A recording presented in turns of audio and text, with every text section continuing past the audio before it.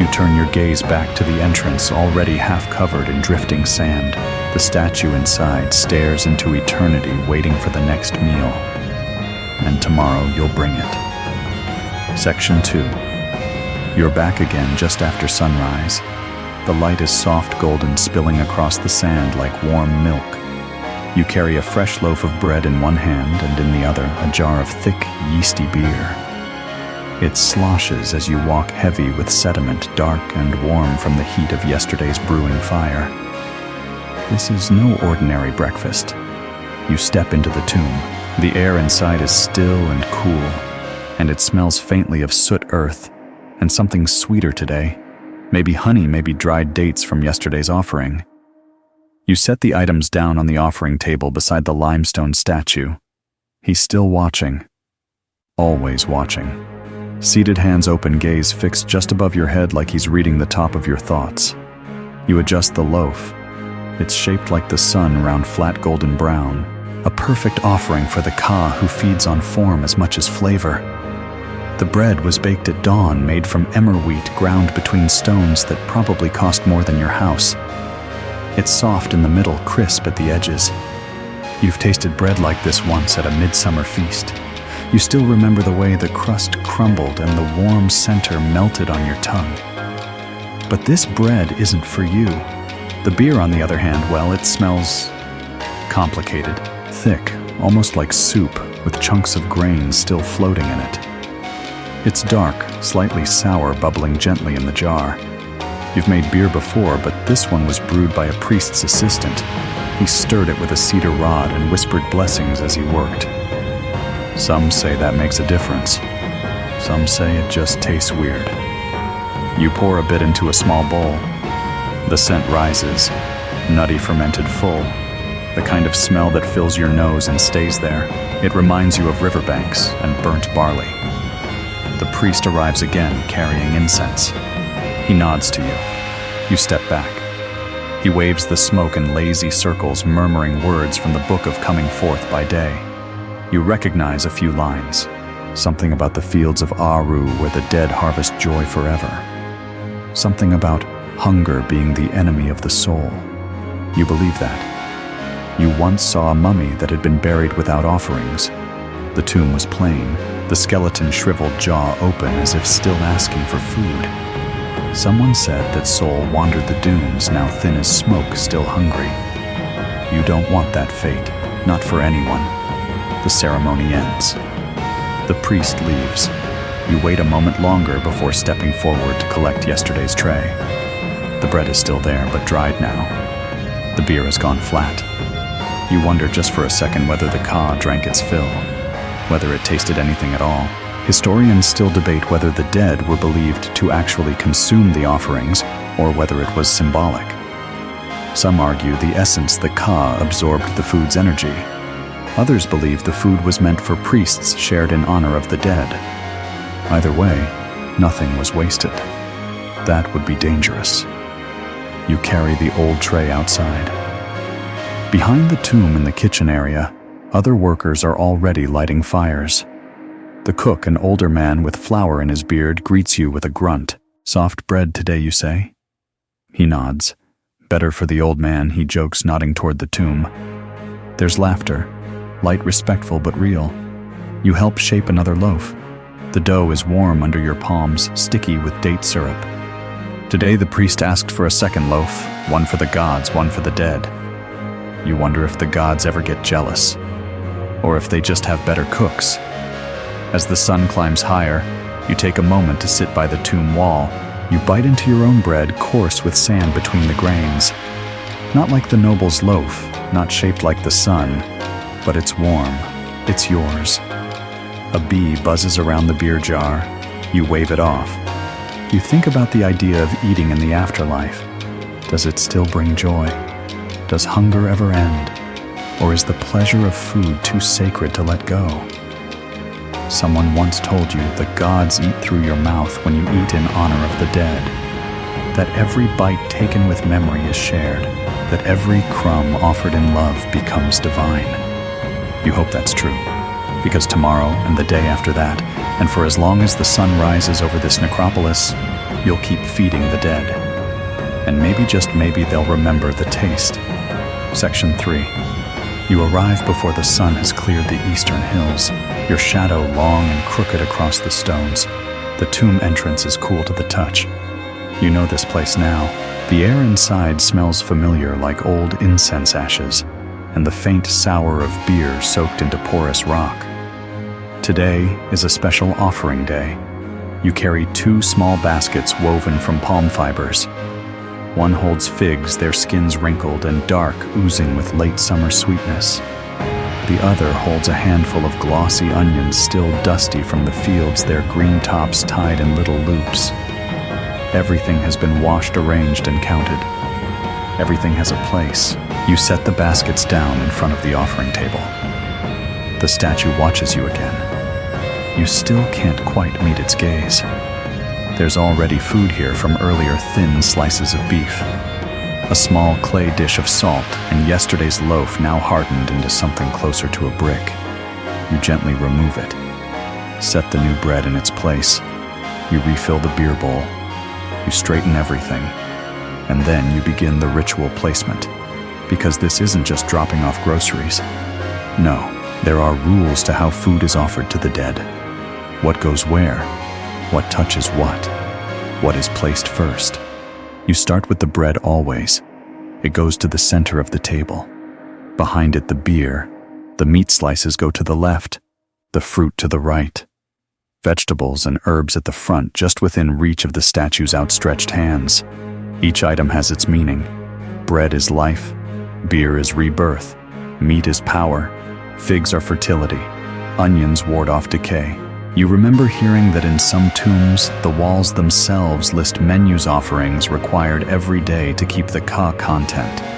Some of the lists go on for pages: 50 loaves, 10 jars of beer, 1 goose, 2 measures of salt, 3 heads of lettuce, a fistful of herbs. It's like a grocery list for a god. You once saw a scribe carve such a list. His hands never stopped moving, one stroke after another. It was said if even one item was forgotten, the spirit might go hungry, or worse, become angry. Historians still debate how literal these offering rituals were. Some argue they were symbolic psychological comforts for the living. Others believe the ancient Egyptians took them very seriously. That missing a meal wasn't just disrespect, it was spiritual neglect. You believe the second, mostly because of what happened last week. A boy from your village was helping with offerings. He was in a hurry, forgot the meat. Left a plate of bread and beer, but nothing else. That night, he dreamed of the nobleman not as a statue, but walking silent with hollow eyes and cracked lips. He woke screaming. He hasn't returned to the tomb since. You finish your layout. You step back. The table is full, balanced, beautiful. A quiet feast for one. The priest enters. He nods, approving or simply acknowledging. He burns myrrh today instead of frankincense. The smoke curls like vines through the chamber. The chanting begins. You stand in the corner listening. The words are old. You don't understand them all, but you recognize some. Life, offer, eternity, nourish. The ritual ends with a bow toward the statue, then silence. You wait a moment, then begin to collect yesterday's remains. The figs are sunken. The beer has turned. The meat smells slightly off, but not spoiled. You carry it out as always and leave it for the dogs or the poor, those who aren't too proud to eat from a dead man's table. You return to the tomb once more before leaving. You glance at the statue. You could swear something's changed. Maybe the angle of the light. Maybe the tilt of its head. Maybe you imagined it. Outside, the sun is higher. The day has begun. You'll return tomorrow, and the next day, and every day until the lists are complete, the jars are full, and the dead stop dreaming of hunger. Section 4. You wake to the sound of feathers soft rustling close. The cook has already returned from the bird pens, and he's cradling a large limp shape in his arms. A goose, slaughtered just minutes ago. Its neck hangs at an angle that tells you exactly what happened. You follow him to the courtyard behind the mortuary kitchen. The air smells faintly of firewood and warm blood. A clay oven nearby glows orange at its edges. This morning, you'll help prepare something far more extravagant than bread or onions. Goose for the dead. He lays the bird on a slab of limestone and begins working with quiet efficiency. The feathers come off in clumps. The down clings to his fingers. You help gather it in a woven basket, knowing it'll be used for stuffing cushions or burned as kindling. Nothing is wasted.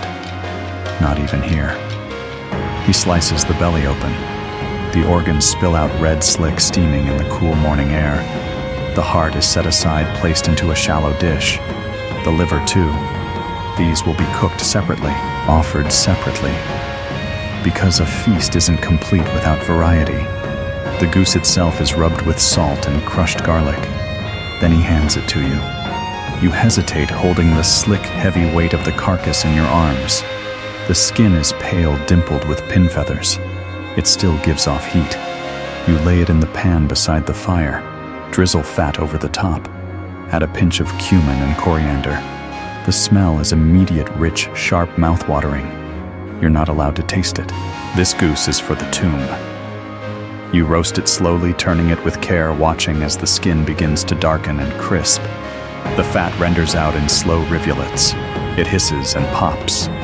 A smell builds that's strong enough to make your stomach ache. Nearby, someone arranges garnishes, lettuce leaves, dried dates, a few slices of radish cut into lotus shapes.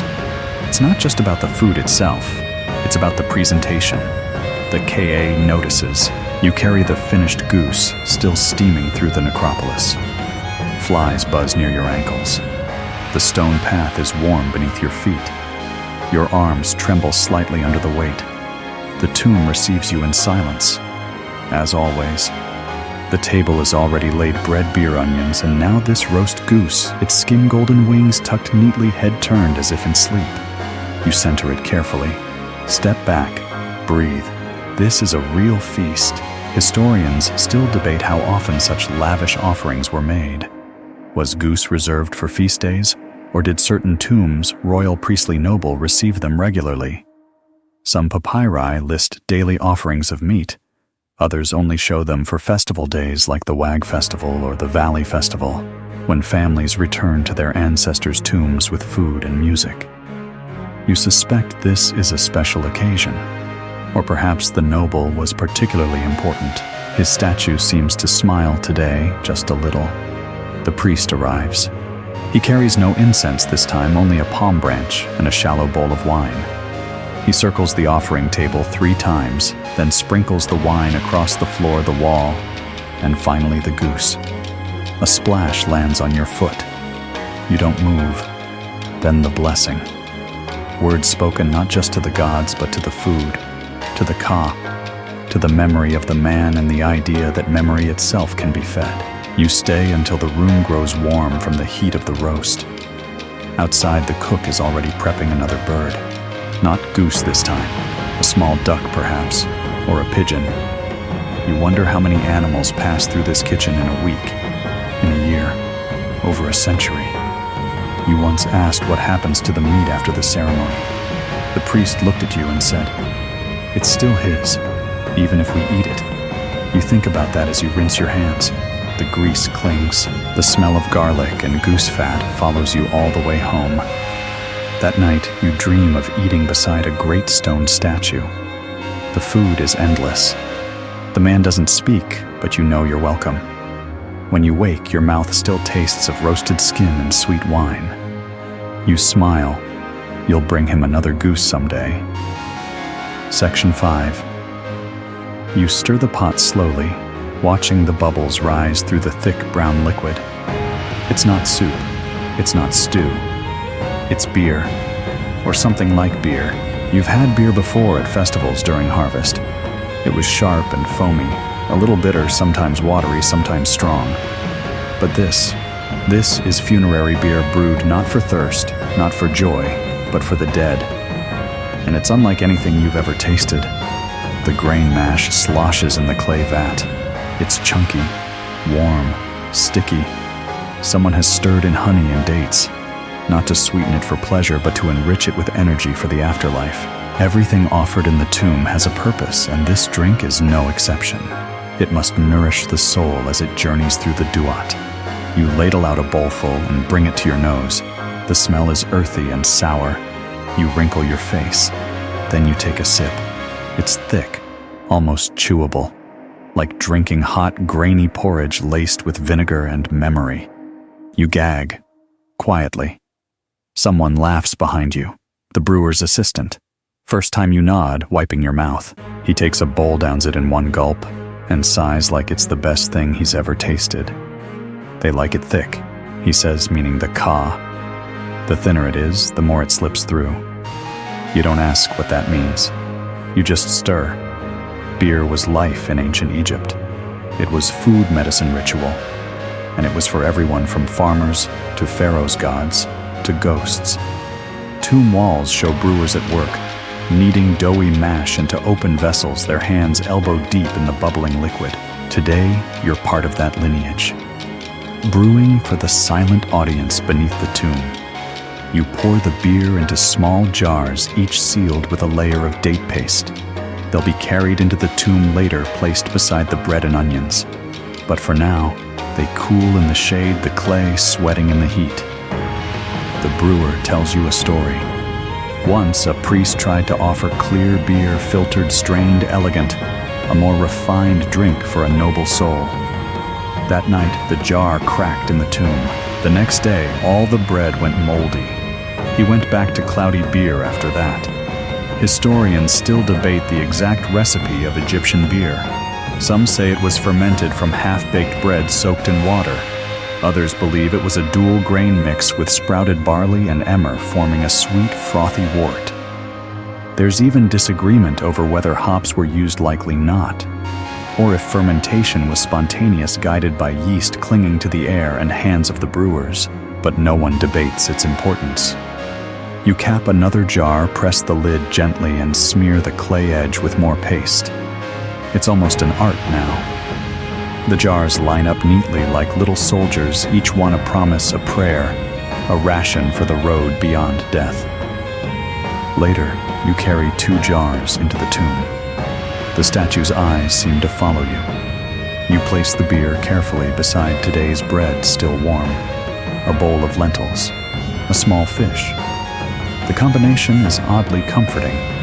Beer and food, just like lunch, just like home. You step back, hands sticky with barley and honey. The room smells rich, alive. The priest doesn't come today. There's no ritual, just you and the food. You whisper a few words, not the formal ones, your own.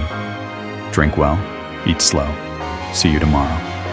You close the tomb behind you. The stone groans softly. Back at the kitchen, the assistant is boiling another batch.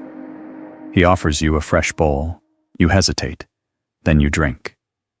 This time it's not so bad. Section 6. You're cutting onions today. Piles of them. They sit in woven baskets, their papery skins flaking off in the breeze. Some are large and pale, others small and red, still caked with dirt from the Nile's edge. Your eyes already sting, and you haven't even begun. You lift one peel back its outer layers and slice. A sharp white scent fills the air. You blink rapidly. The tears come fast. Don't fight it, says the woman beside you, hands moving fast as she chops. The KA likes it better when you cry. You're not sure if she's joking. In Egypt, onions aren't just food. They're protection, purification, and power. The dead love them. The gods love them. Some tombs have onions pressed between bandages of the mummified. Whole bulbs placed in the eye sockets of the deceased as if to let them see in the dark. You slice another. The layers fall apart in rings like eternity itself. No beginning, no end. Onions are offered raw, roasted, fried, and sometimes crushed into medicinal pastes. They're placed on offering tables and tucked into jars of beer for added bite. Today you're preparing them 4 ways: fresh for crunch, boiled for softness, fried for scent, and pickled for preservation. You slide the raw slices into a clay dish. The vinegar stings your nose. You add coriander, garlic, and a splash of barley wine. It's strong, almost too strong. But that's the point. Offerings should announce themselves. Historians still debate the symbolic power of the onion in funerary practice. Was it purely practical, a pungent, hearty staple, or something more mystical? Some point to its layered form, likening it to the layered soul. Others note how priests used it to ward off evil, placing them at doorways and tomb corners, even under beds. You recall the time someone forgot the onions for an offering. The next day, the tomb's fire wouldn't light. The beer spoiled. The priest frowned and made you burn sage for half an hour. Since then, you bring extra. You add the fried batch neck slices browned in goose fat crackling at the edges. The smell is rich, heady, almost sweet. You set it beside the pickled bowl. Then the boiled slices, soft, golden tender like fruit. They go into a shallow dish garnished with dill. You carry the 4 bowls into the tomb, balancing them on a wooden tray. The statue waits as always. Its eyes are still stone, but today you sense something behind them. Hunger, maybe. Or curiosity. You set the tray down. 1 dish at each corner of the bread plate. Symmetry matters. You whisper the onions' names, hat for the green ones, beja for the white. Words taught to you by an old cook, with hands like stone and eyes like glass. Then you back away. There's no priest today, just you. You close your eyes. The scent of onion lingers on your fingers, in your hair, on your clothes. It clings. It always does. You once tried to remove it with lemon juice. Didn't work. A neighbor said to rub your hands with dry barley. That didn't work either. In the end, you learned to live with it. You watch the light fall across the offering table.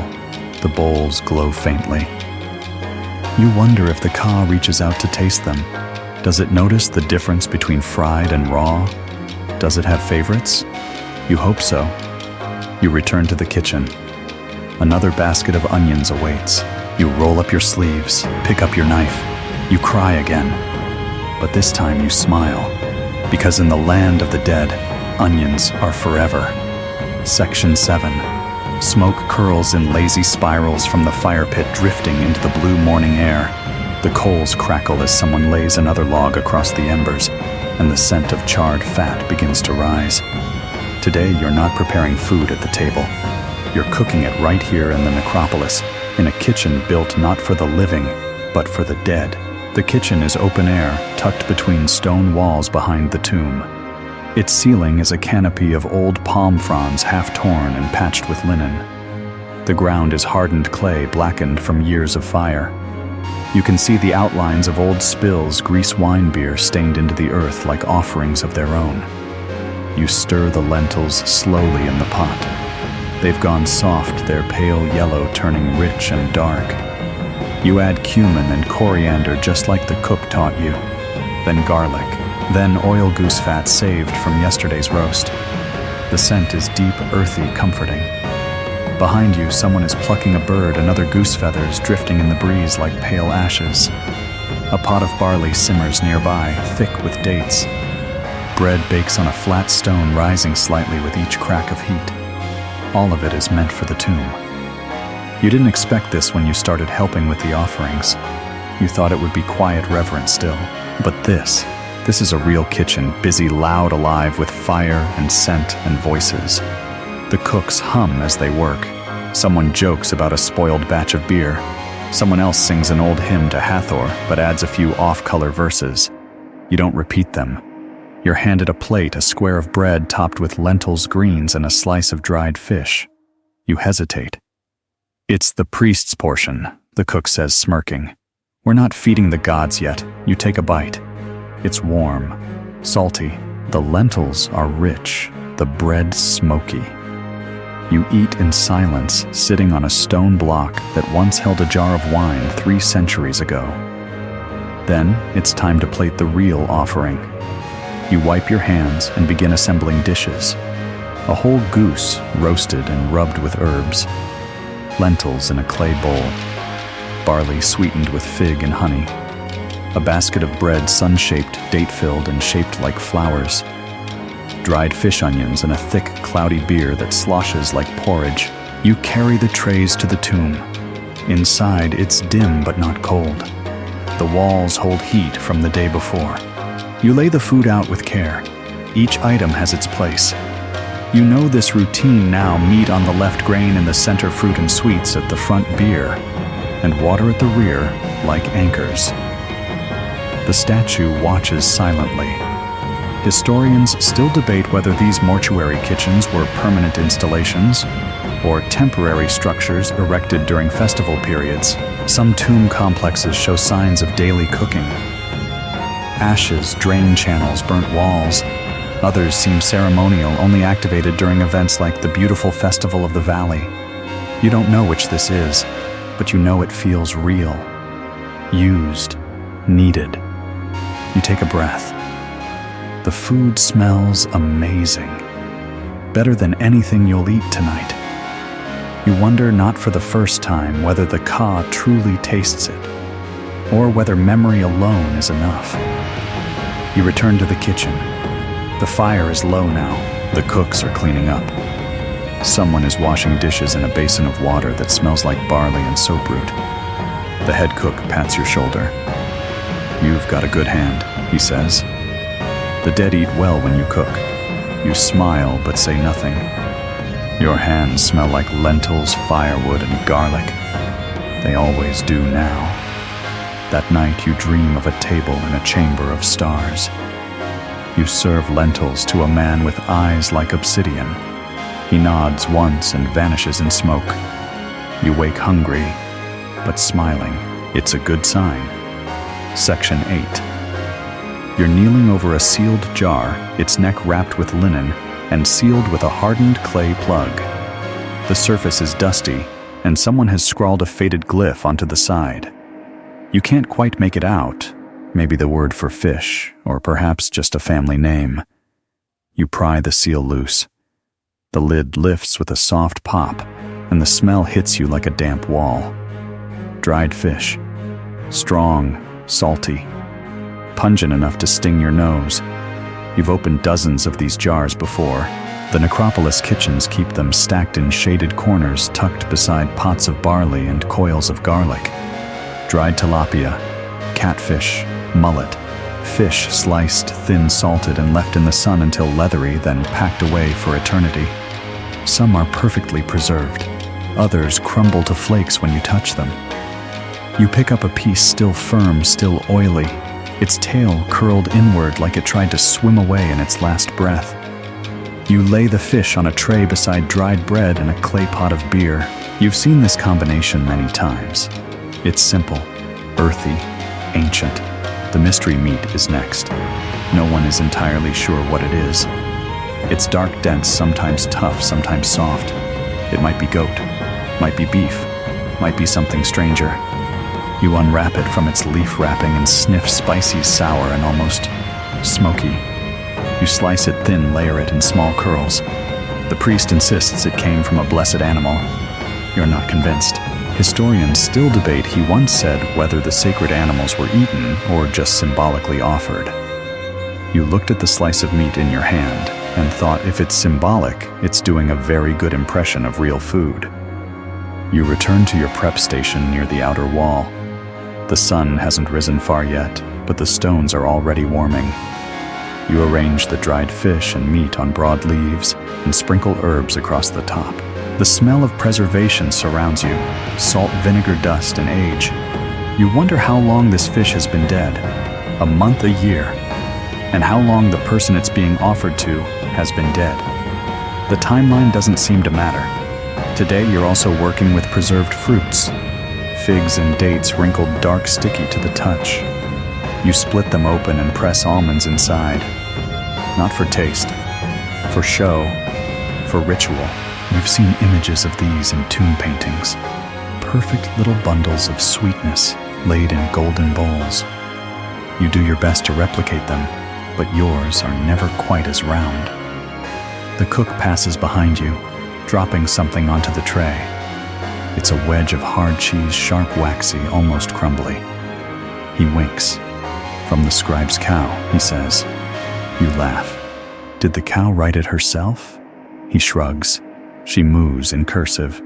You keep working. The tray fills.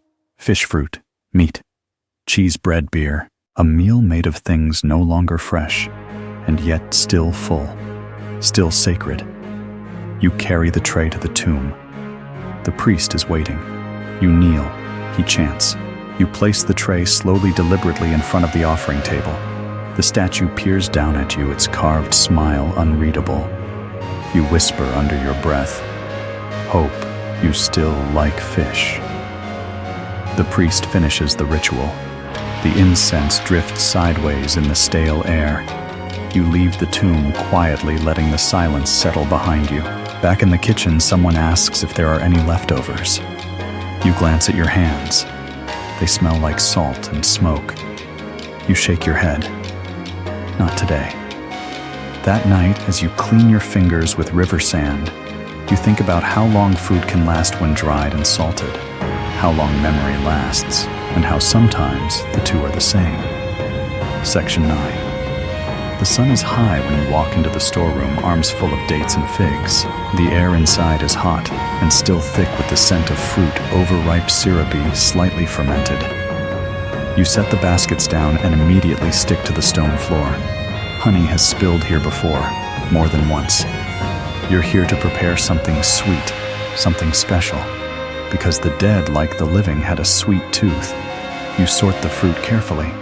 The figs are soft, dark, and heavy with seeds. Some have burst open, their insides glistening.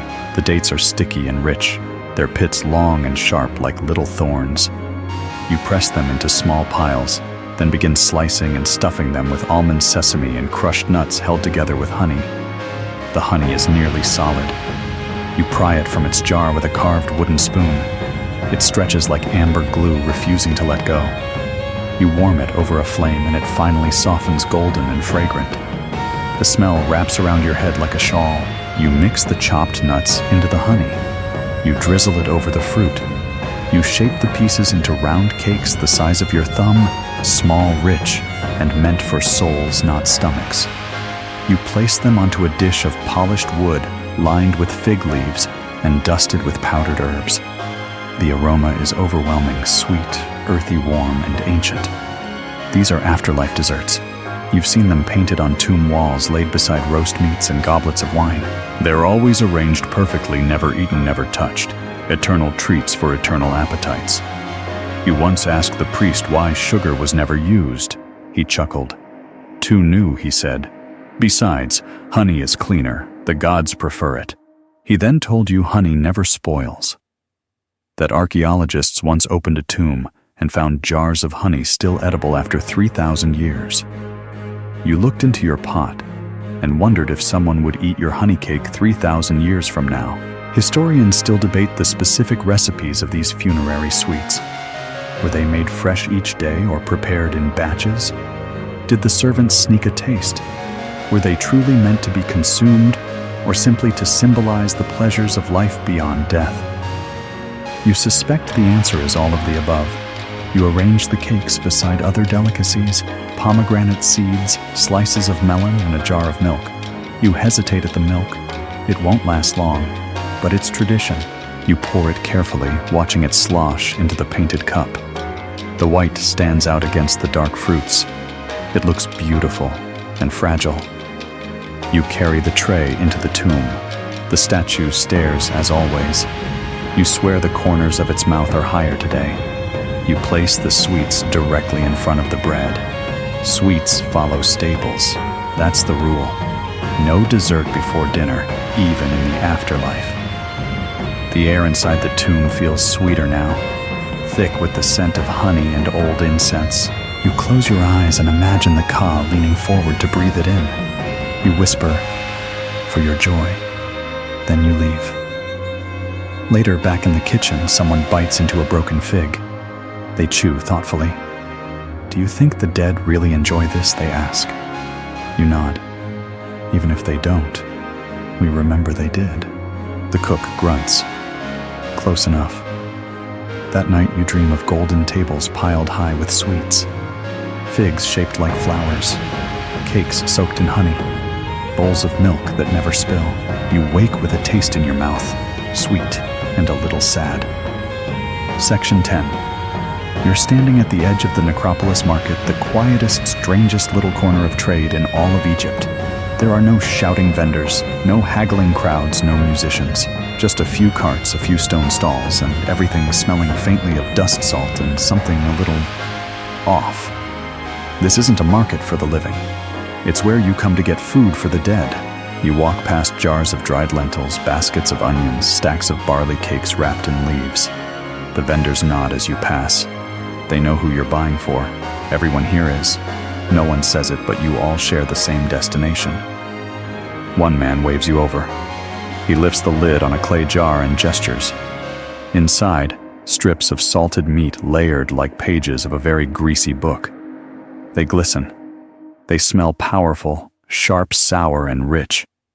This was from a young ox, he says, slaughtered 2 moons ago, preserved the old way.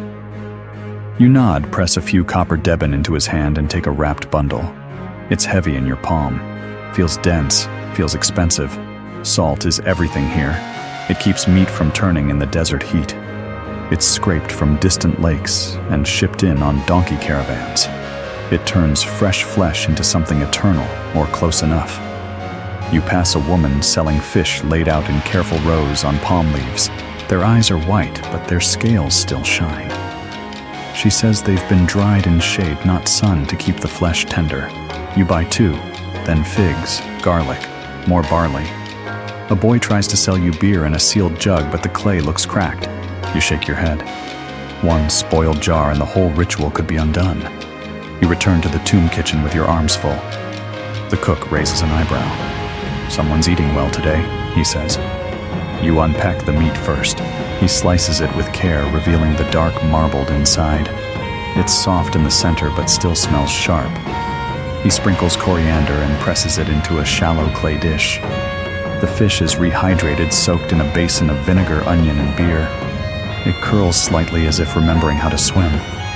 Bread is baked while the meat warms over low coals. You don't cook the salted meat much, just enough to coax out the smell. You want the ka to recognize it. You prepare the tray-salted ox meat at the center, flanked by barley fish and dried fruit. The bread is placed on top like a lid to a secret. You drizzle honey across the corners. Not much, just enough to bless the edges. Then comes the walk. You carry the tray down the path you know so well. The sun presses against your back. The tomb waits ahead, cool and dim and silent. Inside, the air feels thicker today, like it's been waiting. You place the tray down. There's already yesterday's beer, still cloudy. You move it gently aside. The priest doesn't come today. No incense, no chants, just you. And this food. You step back and let the room settle. Historians still debate whether these kinds of necropolis markets were widespread or unique to certain regions.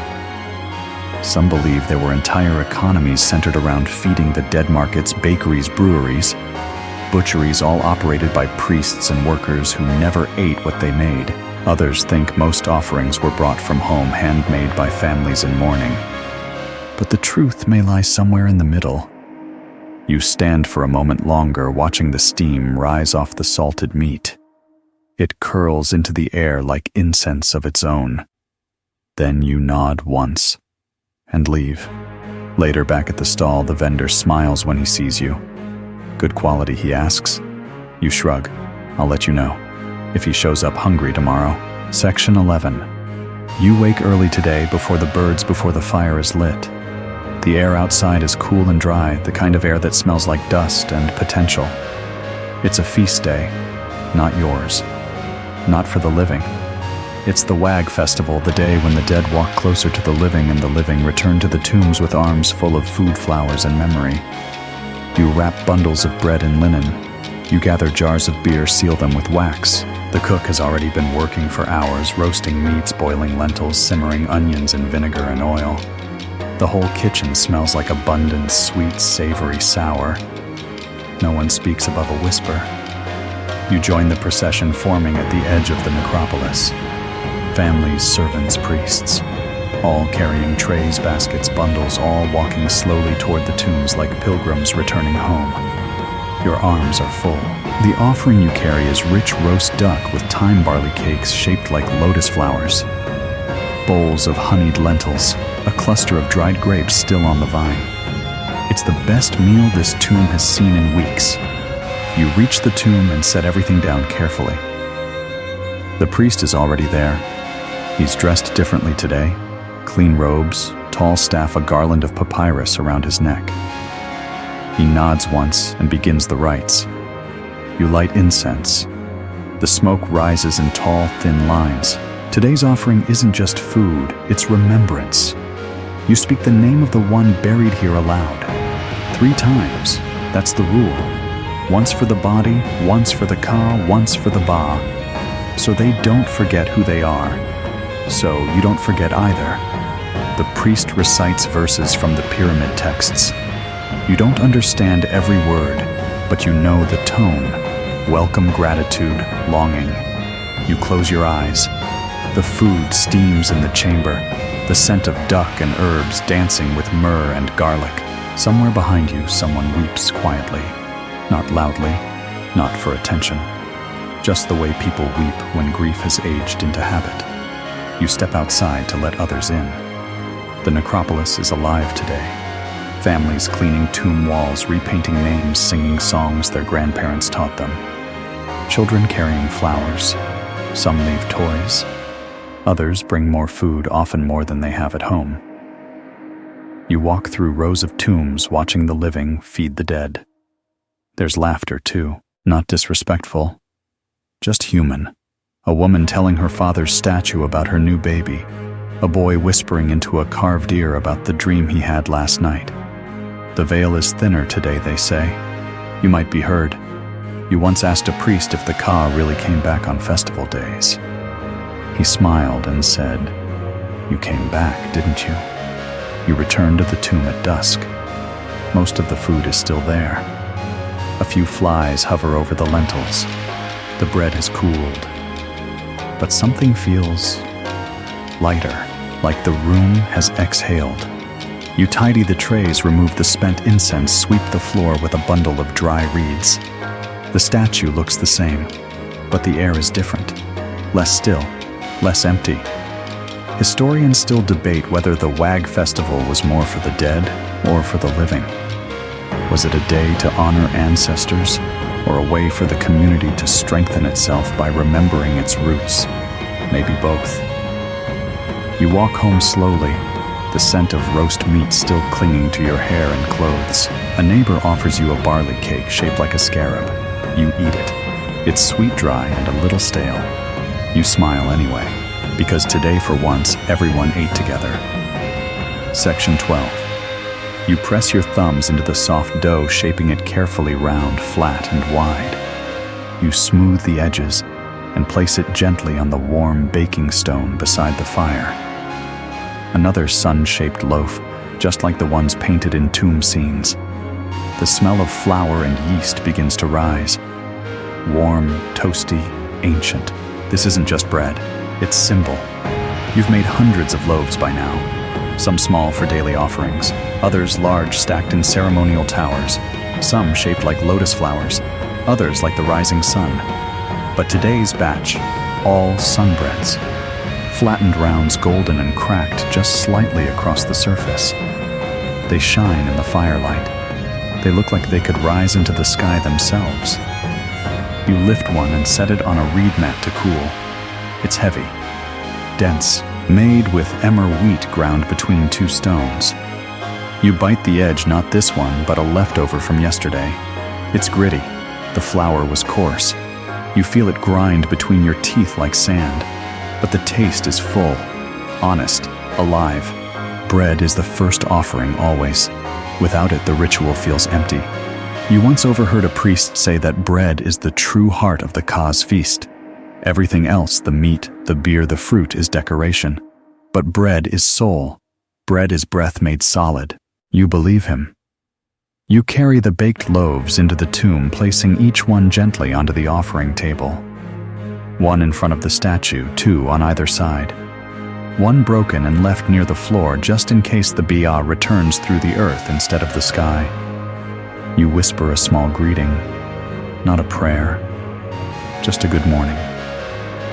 The statue doesn't move, but the tomb feels warmer, just slightly. Back outside, the baker is singing again, a low rhythmic tune that matches the pace of kneading. You join in under your breath as you press another lump of dough into shape. He tells you a story. Once long ago, a loaf of bread was made so perfectly it never spoiled. It was placed in a tomb and stayed warm forever. The Ka ate from it each night, and the soul of the man never faded. You ask what happened to the loaf. He shrugs. Still out there, probably. Historians still debate the purpose of the ornate shapes baked into funerary bread. Were they for beauty, for symbolism? Did a sun-shaped loaf help the soul rise again like Ra over the horizon? Or was it just what they liked to eat? You think about that as you pinch the edges of another loaf, shaping rays into its surface. The dough yields easily beneath your fingers. You set it by the fire. It rises slowly as if waking from sleep. Later, you help stack the finished loaves into a large basket lined with linen. You tuck in sprigs of rosemary and slices of fig for scent. The basket is heavy, but it smells like comfort, like home. You carry it to the tomb as the sky darkens to amber. The walls glow, the statue glows. The bread sits at the center like a rising sun placed on a stone altar. You step back and breathe in the scent. You imagine the Ka sitting down to eat, tearing a piece of bread with fingers made of memory, smiling. And for a moment you smile too. Section 13. You step through the shadowed archway of the mortuary temple's inner court, where the smell of roasting flour and sandalwood lingers in the air. Everything here is hushed, reverent, in a way that even the tomb kitchens aren't. This isn't just where the dead are honored, it's where the gods themselves are fed. And behind a doorway marked with gold-painted glyphs, you find it, the temple kitchen. It's smaller than you expected, tighter, lower ceilings, but busier priests' assistants, scribes, and cooks all weaving around each other in perfect rhythm. Fires crackle in corner hearths, steam drifts from clay ovens. Everything is cleaner, sharper, the pots are polished, the ingredients arranged like offerings before they even touch a blade. You're not here as a visitor. Today you're helping. Your task is simple. Prepare the bread for the gods. But not just any bread. This is temple bread, ritual bread. It has rules. You take the emmer flour sifted fine and mix it with river water pulled from a sacred channel before dawn. You stir with a cedar stick, murmuring the quiet chants the baker taught you.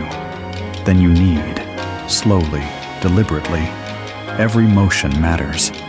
The dough is shaped into long ovals pressed with patterned stamps, spirals, stars, inks. You lay them on a cool stone slab to rest. No fire touches them yet. First, the priest must inspect them. He comes silently, hands folded in his sleeves, eyes narrowed in concentration. He inspects each loaf, nods once, then you're cleared to bake.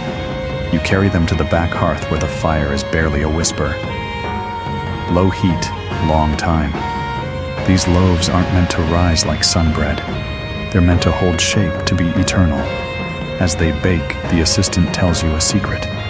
They don't eat it, he whispers. The gods, they smell it. That's enough. You glance at the priest. He pretends not to hear. You begin preparing the sacred barley mash, a thick, slow-cooked blend of barley dates and fig honey stirred constantly with a flat wooden paddle. It bubbles lazily, releasing the scent of warm sugar and stone. You're told it must simmer exactly the length of one prayer to Osiris, not more, not less. You count the lines in your head. You stir. The finished bread is arranged on gold-rimmed trays. Not real gold gilded, but beautiful. The mash is spooned into lotus-shaped bowls. A small jug of beer, cloudy and unfiltered, is placed beside each. No utensils. The gods don't need them. You help carry the trays into the sanctuary, your feet wrapped in linen so your steps make no sound. Inside the statue of the god, tall painted, radiant with lapis and gold leaf, stands behind a curtain. You never see the god directly. only the table in front. You place the food gently. You bow. You back away. Later, the food is removed. The gods have been fed. What happens to the food next? That's the mystery. Some say it's redistributed among the priests. Others say it's buried. Others claim it's burned or thrown into the Nile. You don't ask. You're given a small piece of leftover bread. You taste it. It's dry, dense, not flavorful. But it stays on your tongue for a long, long time. Historians still debate whether temple offerings were symbolic or functional. Were the gods truly believed to consume essence through scent, through ritual? Or was it a theater of faith reinforcing social order and devotion? You think about it as you clean the bowls with a cloth soaked in river water. You're told to use only your right hand. The left is for the world. The right is for the sacred. The cook gives you a wink. Same bread, different rules, he says. Don't tell the ka. You laugh softly, then finish the cleaning. The fire crackles. The loaves cool. The gods, somewhere beyond the curtain, remain silent. And fed. Section 14. You're crouched in the corner of a tomb storage room, carefully lifting the lid off a small clay jar. It resists you at first, sealed tight with resin and linen, but then comes loose with a faint pop. You brace yourself for the smell of rot, of vinegar, of old death. But what reaches your nose is something else entirely. Honey. Thick. Golden. And still sweet after thousands of years. You dip a finger into the jar. The honey clings slow and warm. You taste it. Just a dot. Just enough. It coats your tongue like sunlight. This jar was placed here for the dead, not to preserve them, not to embalm, but to feed, to soothe, to sweeten eternity. You carry the jar carefully into the kitchen. The cook sees it and nods. Careful, he says. That's the good stuff. Today you're making honey offerings. Small ones, cakes, glazes, syrups. But powerful.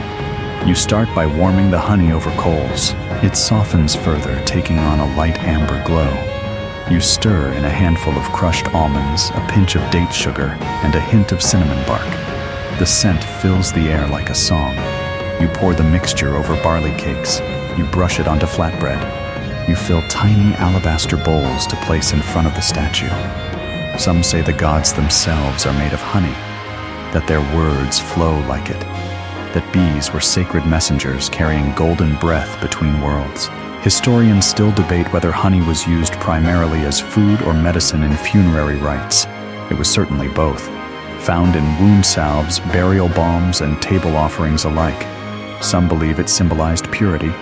Others say it simply lasted longer than anything else, the eternal sweet. You prepare a small dish of honeyed lentils, a strange blend of savory and sweet mashed smooth, folded into warm barley. It's rich, decadent, the kind of thing you'd expect at a royal banquet, not inside a tomb. You arrange the dishes carefully. Each is lined with fig leaves and decorated with dried rose petals. It's not required, but it feels right. Beauty has a place here. When you carry them into the tomb, the air feels different, like someone lit a lamp with no flame. The statue's face catches the light from your bowl, and for a second you swear the lips move. You place the offerings down, one by one, the honey bowl in the center, the cakes to the left, the lentils behind the bread. You whisper, for peace, for memory, for sweetness. Then you close the jar. The honey inside gleams untouched, but somehow used. Outside, someone drops a jar. It shatters. The priest curses. You smile. Back at the kitchen, the cook licks a bit of honey from his thumb. Some say if your last meal was sweet, your next life will be easy, he says. You ask, what happens if it was sour? He shrugs. Then you come back as someone who cooks better. You laugh, not loudly, just enough. The next day, you find a tiny smear of honey on the statue's lip. You don't wipe it off. Section 15. You're elbow deep in garlic. The skins crackle under your fingers as you peel, press, and crush the cloves into a sticky white mound. The scent is overwhelming. Sharp, almost spicy, filling your nose, your throat, your clothes. It gets under your fingernails. It won't wash out. You've given up trying. Garlic is everywhere in the necropolis kitchen. In the lentils, in the beer, in the meat rubs, in the pickled onions. Today it's going into a preservation paste spread onto dried fish and salted beef before it's laid out for the dead. It's not just for flavor, it's for protection. You press the garlic into a stone bowl and begin to grind. Add a splash of vinegar, a handful of salt, a pinch of dried mint. You stir it all into a thick, biting paste. It smells like strength. You ask the cook why garlic is used so often in tomb offerings. To keep rot away, he says. You ask again more carefully. From the food, or from them, he doesn't answer right away. Just keeps chopping. Historians still debate whether garlic's prominence in funerary offerings was medicinal, magical, or merely culinary. It appears again and again on offering tables in painted tombs wrapped in bandages, even placed whole inside the mouths of mummies. Some suggest it warded off evil. Others say it nourished the Ba. Some believe the gods just liked the taste. You've heard priests say it keeps demons from creeping through the tomb doors. That garlic roots twisted around grave boundaries keep restless spirits inside. That its smell reminds the dead they are still remembered. You're not sure, but you don't ask twice. You spread the garlic paste over strips of salted fish. It glistens in the sun, a strange shimmer across pale flesh. You pack it carefully into jars, layering with oil. These will last for weeks, months maybe, long enough for the Ka to return again and again. You rub garlic into the skin of a duck, then smear a bit onto a wedge of bread and press it into a fig. Odd, but strangely satisfying. The priest requested it that way. A flavor to wake the senses, he said. You prepare a tray for the tombfish, duck figs, garlic bread, lentils, beer. All laced, touched or seasoned with that unmistakable smell. As you walk toward the tomb, the scent trails behind you like a cloak. A few workers step aside, not rudely, just instinctively. Inside the tomb, the air is still. You place the food gently the way you always do. But today you notice something unusual. A faint, lingering trace of garlic on the statue's hands. You stare. It wasn't there yesterday. No one else mentions it. No one else sees. You say nothing. Back outside, the wind picks up, carries the smell away. Sort of. It never really leaves. That night, you scrub your hands with river sand and barley ash. The scent clings. You dream of a voice whispering from inside the jar. Don't forget. You won't. You can't. Section 16.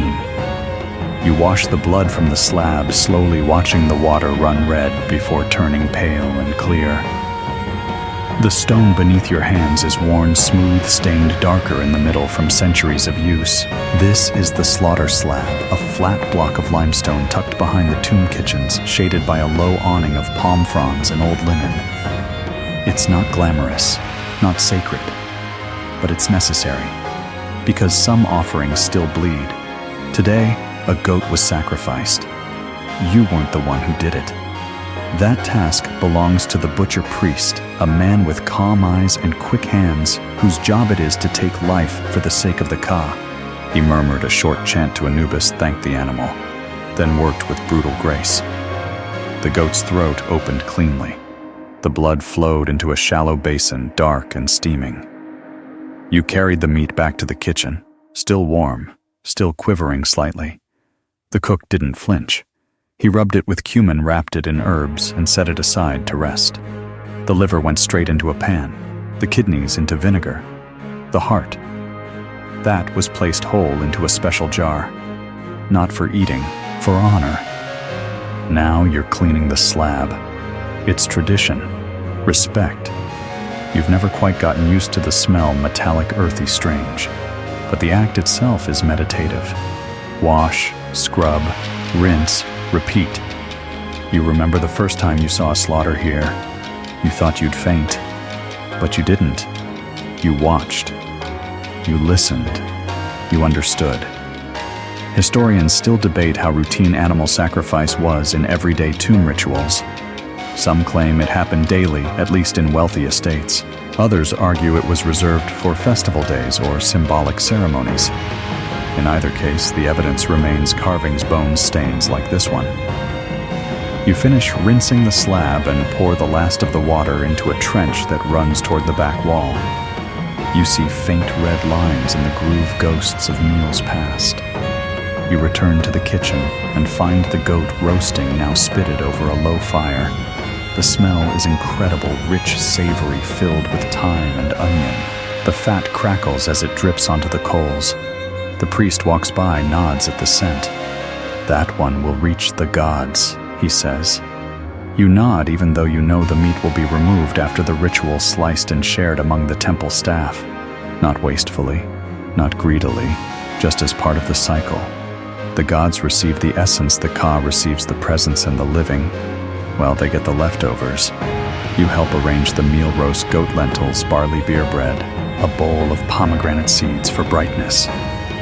You place it all on a wide wooden tray and carry it carefully into the tomb. Inside, the statue awaits. The scent of roast fills the room, slowly layering over the usual smells of stone and incense. It's heavier today, deeper. You place the tray down, bow, step back. You think of the goat, how its life fed this ritual, how its warmth became spirit. You hope it was honored. Later, you help carve what remains.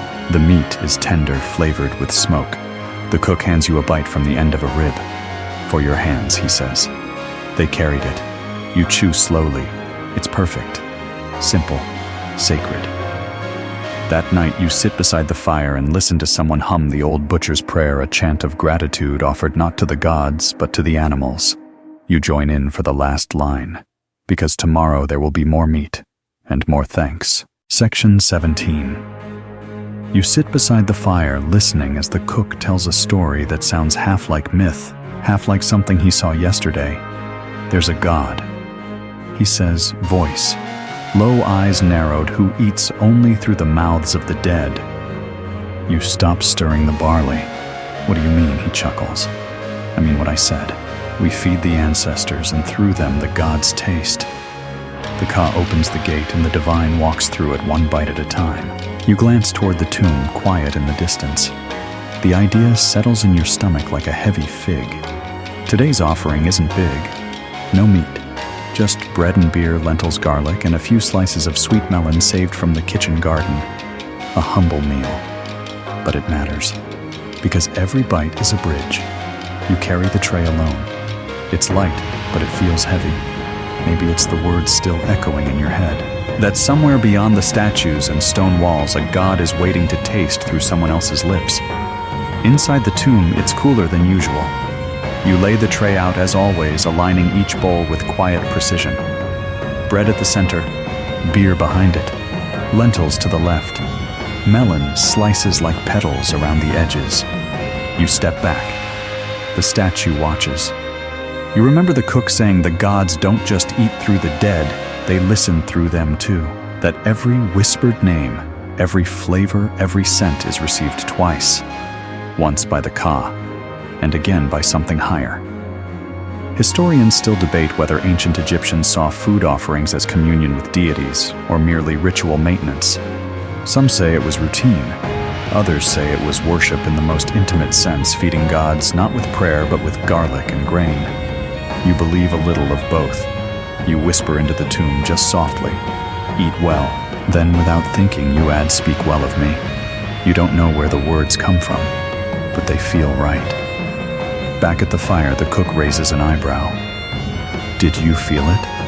You nod. You're not sure what you felt, but something passed through you like wind or memory or both. You help him grind herbs for the next meal. You ask about the god again. He tells you a name, Khentiamentu, foremost of the Westerners, a god of the dead before Osiris took the throne. He ruled the necropolis, they say, and lived in the food, the bones, the smoke. He says another name too, Sepa, a centipede-shaped deity who protects the tomb by consuming decay. He eats what's rotten so the gods can eat what's clean. You wonder how many mouths one soul needs. You slice onions. You knead dough. The priest arrives to bless a tray you haven't finished yet. He places his hand over the uncooked bread and murmurs a line you can't hear. You look at the bread afterward. It doesn't look different, but somehow it feels heavier. You carry it with more care.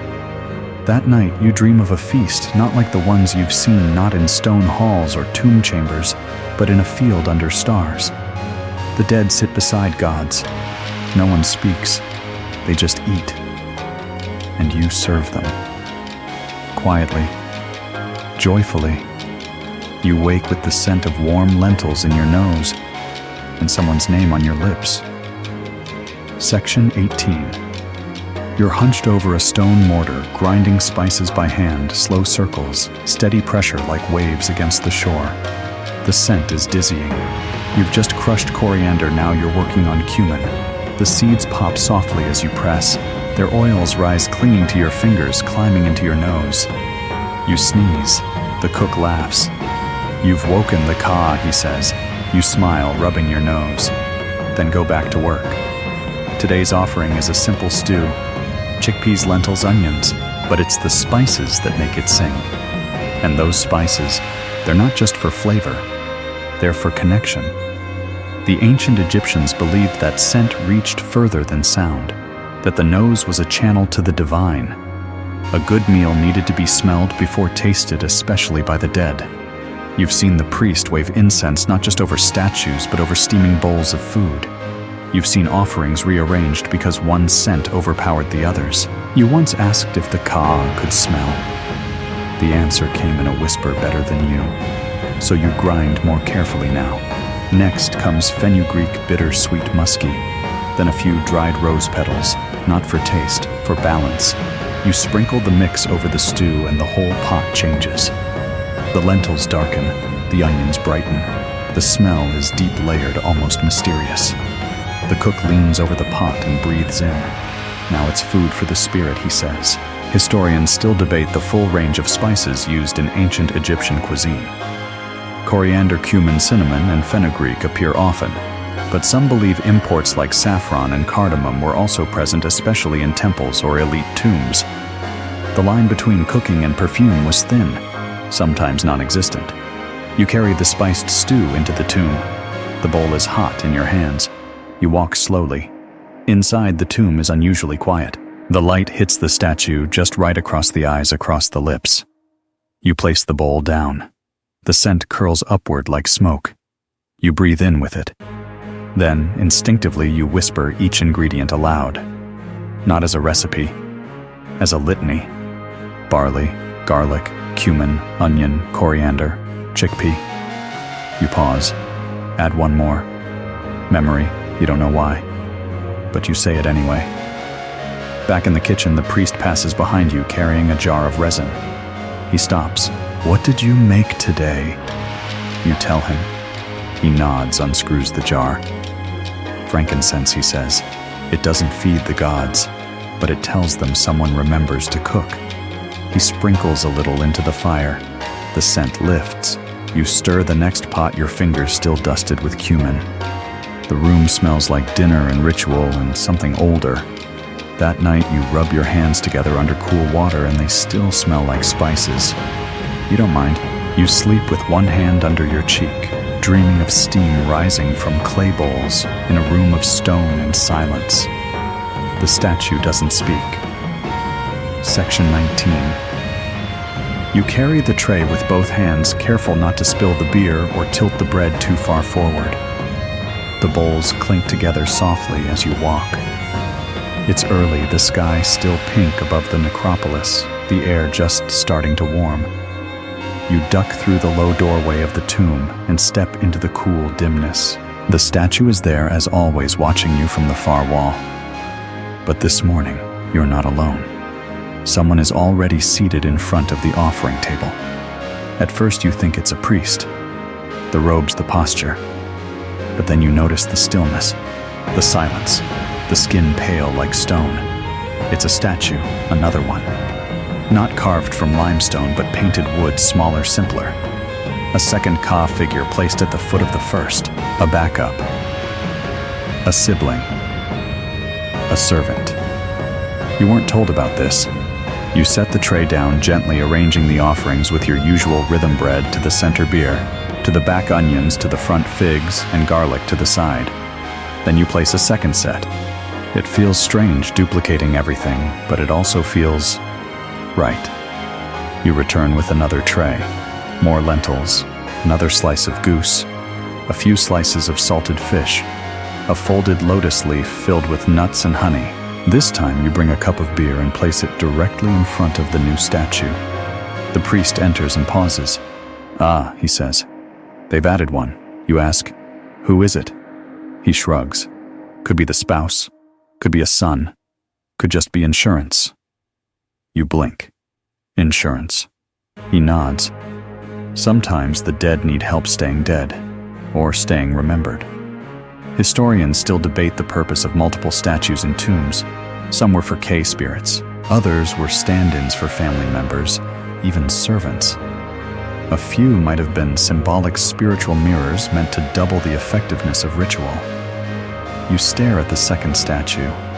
Its face is softer, less regal, more like someone you might see walking the markets. You wonder what kind of food they liked in life. You bring them both the same dish. Later that day, you return with the cook. He's brought a bowl of boiled greens with garlic and sesame, a humble dish, something common but comforting. He places it in front of the second statue. "They like this one better," he says. You smile. That night, you light 2 sticks of incense instead of 1. Place them in the holders between the bowls. The smoke swirls upward in twin curls. You whisper the names, one you know, the other you don't. The priest told you to speak what you feel, so you say, "Whoever you are, I'm feeding you too."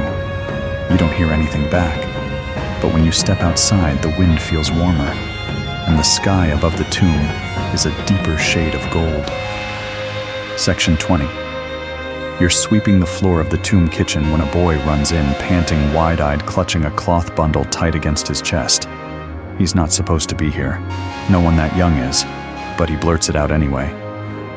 "Someone broke into a tomb." You freeze.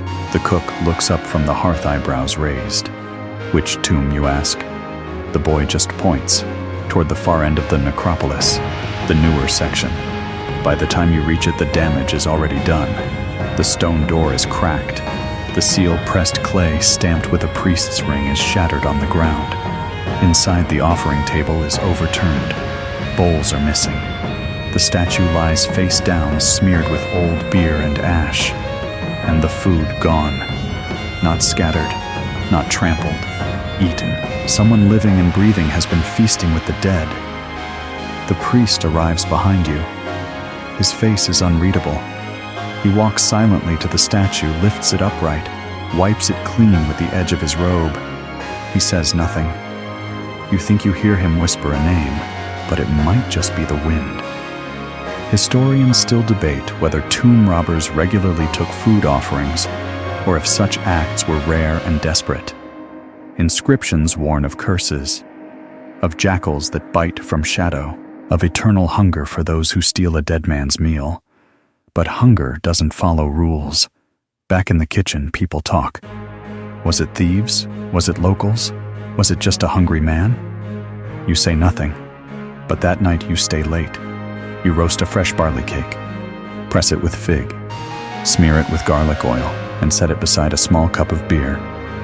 You walk it back to the vandalized tomb step through the broken door and kneel by the upturned table. You place the food down gently. Then, with your sleeve, you sweep away the footprints. You say aloud, "We're still feeding you." No one answers. But when you leave, you hear the wind push the broken door half shut behind you. You don't look back. You sleep lightly. You dream of someone eating beside a statue in the dark, both of them silent, both of them starving. The next morning, the food is gone again, but the floor is clean. Section 21. You sit beside the scribe, watching as his reed brush dances across the papyrus scroll. Each symbol is precise, deliberate, and yet so fluid it looks like the ink poured itself into place. He's not writing a letter. He's writing a banquet list for the afterlife. 3 loaves per day, he mutters, dipping the brush again. 2 jars of beer, 1 portion of roast duck, lentils, onions, garlic, fruit when in season. He pauses. Oh, and honey cakes on the 12th of each month. You ask why the 12th? He shrugs. That's when the noble's son was born, sentimental. The list continues. A cow's tongue on festival days, lotus tea on equinoxes, a pigeon roasted not boiled on the full moon, and every morning a bowl of barley porridge with ground dates and crushed coriander. It's not just food. It's ritual memory written out like a grocery list for eternity. The papyrus will be placed in the tomb, sometimes inside the coffin, sometimes hidden in a wall niche, sometimes just painted directly onto the wall. The point is, the Ka needs to know what to expect. You once saw a tomb where the food list had been scratched out by robbers, probably. The priest sealed the tomb anyway, but people whispered afterward that the soul would wander. Never sure what day it was, never sure what meal should come next. Historians still debate whether these lists were functional instructions for priests or symbolic gestures meant to secure abundance forever. Some tombs included enormous menus, hundreds of items, some fantastical, while others stuck to simple staples. You ask the scribe if he ever adds things the dead didn't eat in life. He smiles. Sometimes. They might get curious. Later that afternoon, you help prepare a tray that matches the list exactly. 3 loaves round warm, 2 jars of beer sealed and cool, 1 duck golden from the fire. You carry it to the tomb. Inside, the statue seems to acknowledge you now. Or maybe you're just getting used to the weight of being watched. You place the food carefully. You bring a folded copy of the list and tuck it behind the offering bowl. You whisper, so you don't forget. Back in the kitchen, the scribe laughs when you tell him. You're assuming he can read. You raise an eyebrow. You're assuming he can't. That night you dream of a banquet so large it spills into the stars. Each item served in order.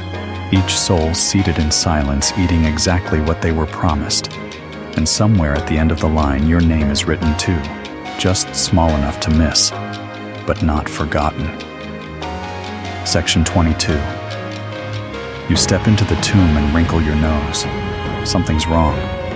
Not a big smell, not rot or death or decay, but a sourness. A sharp edge in the air that wasn't there yesterday. You approach the offering table. The beer jars are tipped. One has cracked at the rim. The bread is dry and shrinking. The lentils are covered in a fine gray fuzz. The figs soft, too soft. The food has spoiled. Not dramatically, not grotesquely, but enough to break the spell of offering. Enough to make you frown and glance at the statue, its face unchanged, but its gaze now oddly disappointed. You clean carefully. You scoop the spoiled lentils into a clay pot. You brush away flies. You wipe down the table with damp cloths soaked in lotus-scented water. You work quietly. The tomb deserves that. The cook sighs when you bring the spoiled tray back. We should have changed the beer, he mutters. The heat's creeping in faster this year. You nod, then go about remaking the offering. Fresh bread, warmer beer, lentils cooked with extra garlic, pickled onions to last the day, a slice of dried fish rubbed with sesame paste. And this time you place it all on a cooling stone, a thick, flat slab stored under shade meant to preserve food just a little longer. You add a sprig of fresh mint, not required, but comforting. You carry the tray back with more care than usual. The tomb smells better already. Historians still debate how often offerings spoiled before being consumed, or if it even mattered. Was the Ka fed in the moment of presentation before rot could set in? Or did the quality of the physical food affect the power of the ritual? Some priests insisted on freshness. Others saw any effort as sufficient. You decide not to take chances. You stand quietly as the incense burns. You whisper an apology, not for the offering, for the oversight. And then you say it out loud. We're trying. Later, the cook hands you a small jar of oil infused with herbs. Rub the bowls with this first next time. Keeps the ants away. You do. And you keep doing it every day, every offering, a little oil around the rim, a little extra care. Because spoiled food isn't just a failure of ritual, it's a failure of remembrance. That night you dream of a feast again, but this time, one of the bowls is empty. Someone is staring at you from across the table. You wake with your heart thudding, your fingers twitching, as if still scrubbing stone. The next morning, you arrive early. The food is fresh, the tomb is cool. The air smells of mint and smoke. And for now, the ka is fed. Section 23. You're sitting by the kitchen door, the heat from the fire finally starting to ease when the priest taps your shoulder. "Come," he says. "It's time." You stand brush flower from your knees and follow him around the side of the tomb to a low stone shelf built into the rear wall, one you've passed by a dozen times without noticing. Upon it sits a row of empty dishes. Not broken, not discarded, just empty. These, the priest says, are the sacred leftovers. You look closer. A smear of honey, a crust of barley bread hardened into a curl, a few lentils dried into a mosaic at the bottom of a bowl. Nothing spoiled, nothing taken. These were once full, he continues. They fed the ka. The essence is gone, but the vessels remain. You ask if they should be cleaned. He shakes his head. No. They hold memory. You watch him take one of the bowls, its surface glazed with old beer, and place it gently into a clay-lined basket. What happens to them? They're buried, near the tomb. In a pit, quietly. You blink. You bury leftovers. Not leftovers, he says. Remnants. You help him collect the others. Bread crusts, smears of oil, shards of cheese. Everything a ghost might have touched. Nothing that would feed the living. Historians still debate what happened to uneaten offerings. Some texts say they were consumed by priests.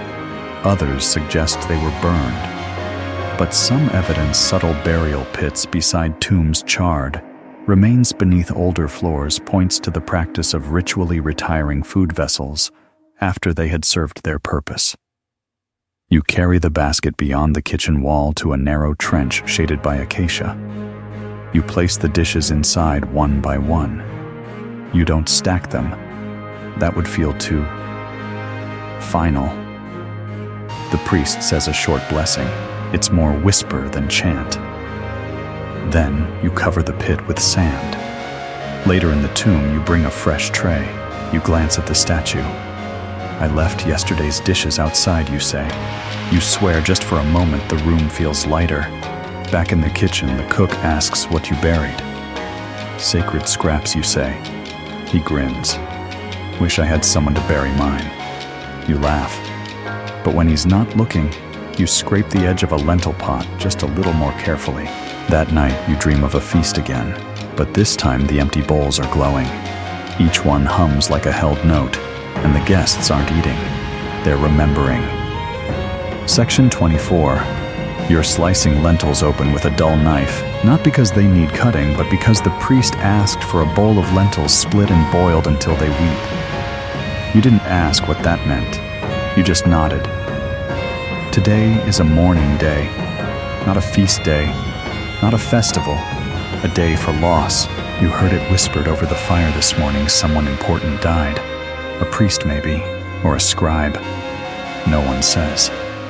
But the kitchen is quiet, and everything smells like vinegar and steam. You drop the lentils into a clay pot of water and let them soften. No spices today, no garlic, no onion, just salt. A mournful meal. You arrange other simple foods, dried dates, plain barley, old bread soaked in water to soften it. The kind of food you eat when joy isn't allowed. The kind of food that tastes like silence. You add a dish of pickled greens, bitter and sharp. They make your eyes water even more than the lentils. The priest arrives in his mourning robe, dark, unadorned, still damp at the hem. He doesn't speak. You carry the tray into the tomb. The statue is as still as ever, but today the shadows stretch longer even in this small space. You place each dish gently. You add one last bowl lentil water, cloudy and warm. The priest says the ka drinks it when tears won't come. You step back. No incense is burned, just stillness. Historians still debate the role of specific mourning foods in ancient Egypt. Lentils appear in funerary contexts across time, sometimes served at wakes, sometimes depicted in tomb art, sometimes excluded altogether. Their association with death is more cultural than culinary, and yet the tradition lingers. Outside the kitchen is nearly silent. The cook stirs slowly. The fire cracks only once. You ask if you can eat. He nods, but slowly. You do. The bread is soggy. The dates are dry. The lentils, though they're soft, honest, they sit in your stomach like a stone. Later, the priest places a black ribbon across the door of the tomb. You ask how long it stays. Until the soul is full again, he says. You look at the food you left and wonder how long that takes. That night your dream is dark, not frightening, just still, like someone sitting across from you eating with a heavy heart and not needing to speak. Section 25. You press a brush dipped in warm goose fat across the golden skin of a duck, watching it glisten under the flame's glow. The fat sizzles as it touches the heat dripping down into the fire, making it hiss like a snake disturbed in the grass. Today's offering isn't about variety, it's about richness. The priest said feed him well. He needs strength, so you're leaning into abundance, layering every dish with oils, roasting everything longer, rubbing every bite with flavor and fat until the entire kitchen smells like power. Goose fat goes into the lentils. It slicks across the barley. It's rubbed under the skin of the duck, smeared over garlic cloves, and even brushed onto the bread crust so it comes out shimmering golden brown and crackling. You're not just cooking, you're building spiritual grease, because in the old stories, the afterlife isn't only about light, it's about friction. The soul needs strength to pass through gates to speak its name before the gods to wrestle through judgments. And what fuels strength fat? Flavor, fire. You think of a story the cook once told you about a ka who was offered only dry bread and sour beer. On its journey through the duat, it couldn't rise, couldn't answer the 42 declarations, couldn't weigh its heart against a feather, not because it was wicked, because it was hungry. You press more fat across the skin, then lower the duck into the clay oven. You wipe your hands with a cloth and feel the oil still clinging. It never truly leaves. Historians still debate how much importance ancient Egyptians placed on fat and oils in ritual food. Some argue it was symbolic abundance as metaphor. Others point to records of oil being imported from afar, stored like treasure, guarded like gold. Some temples kept separate vats just for sacred grease. You understand it now. You carry the tray to the tomb with both hands. It's heavier than usual, not just from the food, but from the weight of richness. Inside, the statue seems to lean forward ever so slightly, as if it can smell the duck. You place the dishes down one by one, the barley glistening with fat, the lentils swimming in golden pools, the duck still steaming. You dab a touch of grease onto the statue's lips with a reed. You whisper, "No dry bread today." Then you step back. The incense is thicker this time, not sweet, smoky, like a hearth too long burned. You breathe it in and feel your stomach rumble. Back at the kitchen, the cook tears a chunk from the test loaf, the one brushed with drippings. He chews, closes his eyes. That, he says, will keep a soul walking for weeks. You take your own bite. It melts. That night, you dream of a ka sprinting through the duat muscles, glistening bread in one hand, duck in the other. It doesn't stop, and it's smiling. Section 26. You stand at the edge of a stone platform, staring into a chamber unlike any other you've seen. It isn't part of a tomb. It isn't beside the necropolis kitchens. It's inside the royal mortuary complex, massive, echoing, and quiet in a way that makes your bones feel small. This is where they cooked for the pharaohs. The floor is lined with flat stones blackened from generations of fire. The walls are carved with instructions, not pictures of food, but precise glyphs detailing measurements, methods, timings. A recipe book in stone. You trail your fingers across one. Bread for Ra's golden mouth, soak twice. Pound 4 times, shape into discs, and bake with cedar ash. You ask the attendant what happens here now. Nothing, he says. Only priests can cook here, and only on the king's birthday. You glance around the room, no pots, no tools, just stone tables and rows of slots for jars long removed. But you see something else, grooves worn into the floor where workers once stood for hours grinding flour, kneading dough, pressing garlic into barley paste. Tiny memories carved by feet, not hands. The priest leads you to a side room, cool sealed, still scented faintly with oil and crushed herbs. Inside are preserved royal food containers, alabaster jars etched with lotus flowers, long-necked flasks for date wine-sealed baskets that once held figs now turned to dust. He removes one basket lid and lets you peer inside. It's empty, but you still smell it. Warm grain honey meat. Your stomach tightens. Historians still debate whether Pharaoh's food offerings were symbolic or literal. Did the living believe the gods fed on real bread and meat? Or was it all ritualized performance? The scale of preparation entire kitchen staff assigned to tombs suggests it was taken seriously. You examine a faded list painted above the door. 365 loaves per year, 1460 beer jars, 12 roast bowls, 24 baskets of grapes, 1 jar of sweet oil. On the 3rd day of each month, you do the math. That's a lot of meals for a dead king. You ask who prepares them now. No one, the priest says. The lists feed him. The memory of food is enough. But you wonder. You return to your own kitchen later and knead a loaf with extra care. You rub the dough with honey and stamp a small symbol into its surface, not a god's name, but yours, just to see what it feels like. You bake it slowly, eat it alone. It tastes heavy, rich, humble.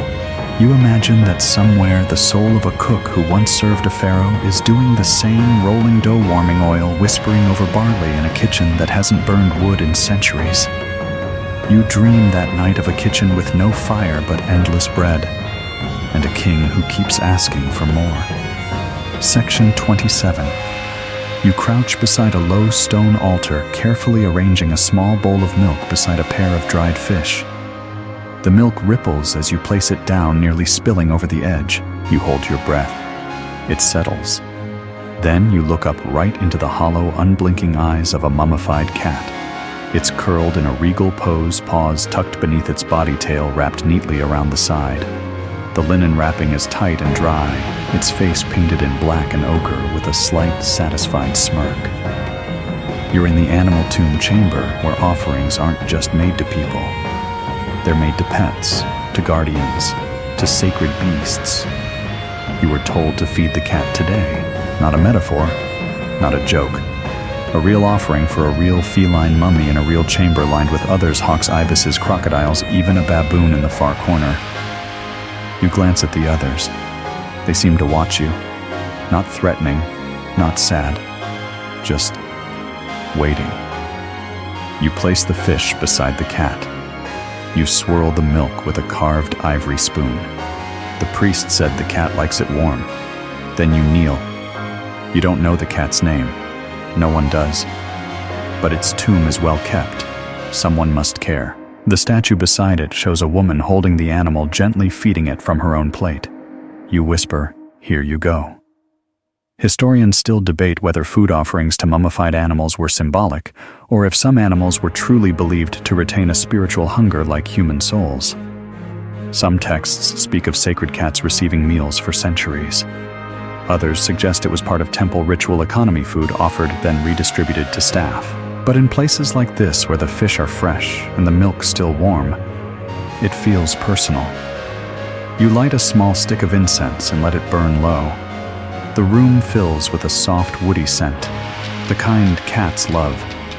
You think of the strays back home, how they appear near your doorstep, especially on feast days. You wonder if they're drawn by smell or by something older, something inherited. Back in the kitchen, someone jokes, Did the cat say thanks? You just smile. She purred with her eyes. Later, you return with a small bowl of barley mixed with goat's milk and honey. You leave it near the baboon's tomb. Not instructed. Just felt right. You pause at the door, look back once. The cat's eyes seem different.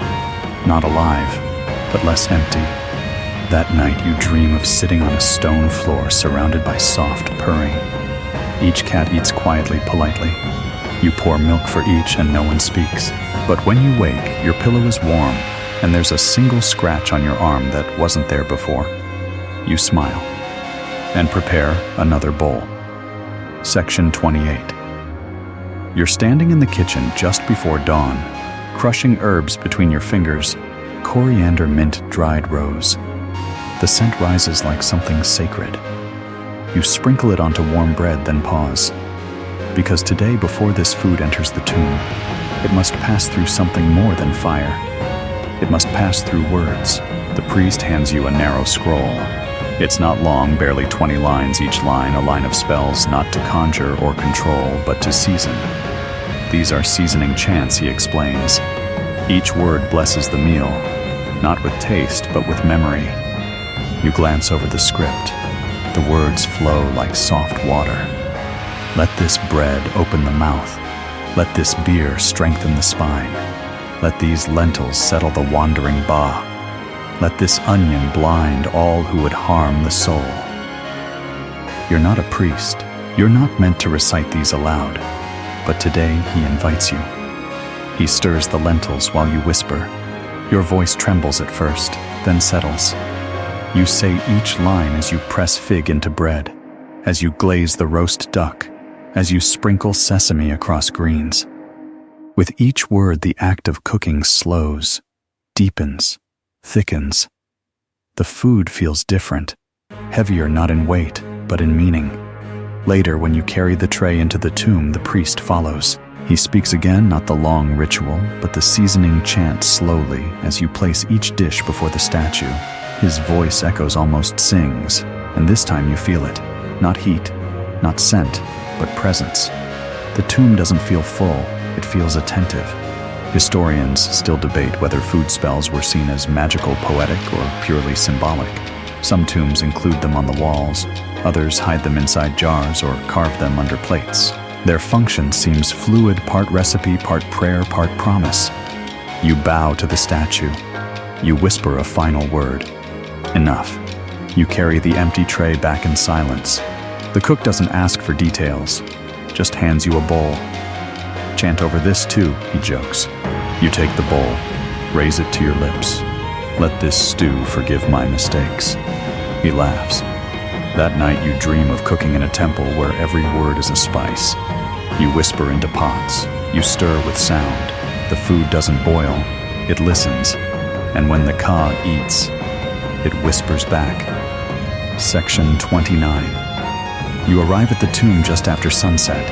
It's quiet, quieter than usual. No wind, no voices, just the crunch of your sandals on gravel and the soft slosh of beer in the sealed jar you're carrying. You open the door slowly. Inside, the air is cool and faintly sweet, the scent of yesterday's offerings still lingering. Bread figs, roast duck, none of it touched, not moved. Not even the incense ash has shifted. That's the first sign. You walk to the offering table. The bread looks as fresh as when you left it. The beer jar remains sealed. Nothing is spoiled. Nothing has aged. Nothing has changed. And that's the second sign. Because usually something always shifts. A crumb gone. A bowl slightly tilted. A faint smear where none should be. The kinds of things you learned not to question. But today, everything is exactly as you left it. And that's unsettling. You glance at the statue. Its eyes seem dimmer, not closed, but dull. You set the new tray beside the old one. It feels unnecessary. The priest arrives behind you. You ask if he's noticed anything odd. He nods slowly. Sometimes the ka doesn't come, you blink. Why not? He shrugs. They forget. They wander. They wait for something no one offers. You stare at the food again. All of it perfect. All of it untouched. He places a hand on your shoulder. The food is still good. The memory is still here. That may be enough. Historians still debate whether the Egyptians truly believed the dead consumed food physically, or if the act of offering itself was the point. Some tombs show signs of continual interaction layers of offerings replacements movement. Others look as though nothing was ever touched, even after decades. You sit in the tomb for a long time waiting. At one point, a flicker of light crosses the wall. Not torchlight, not sun, just a shimmer. You don't move. You speak aloud. "We're still feeding you." No answer.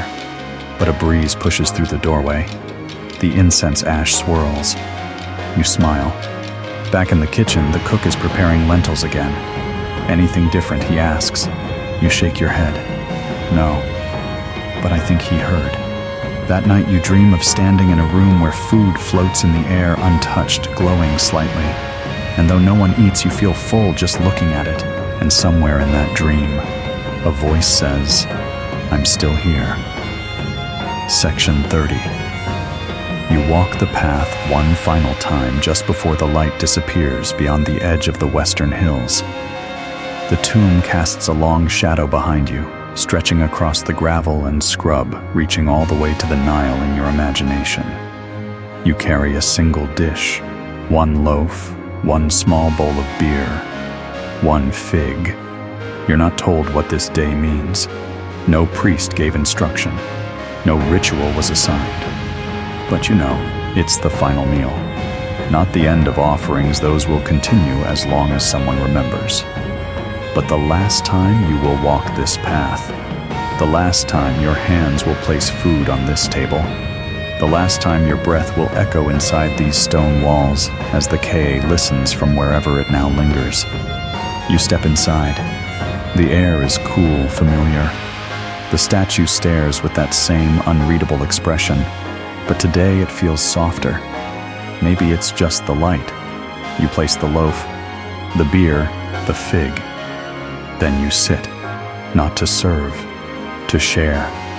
You wait in silence, letting the stillness settle around you like warm cloth. You smell the beer.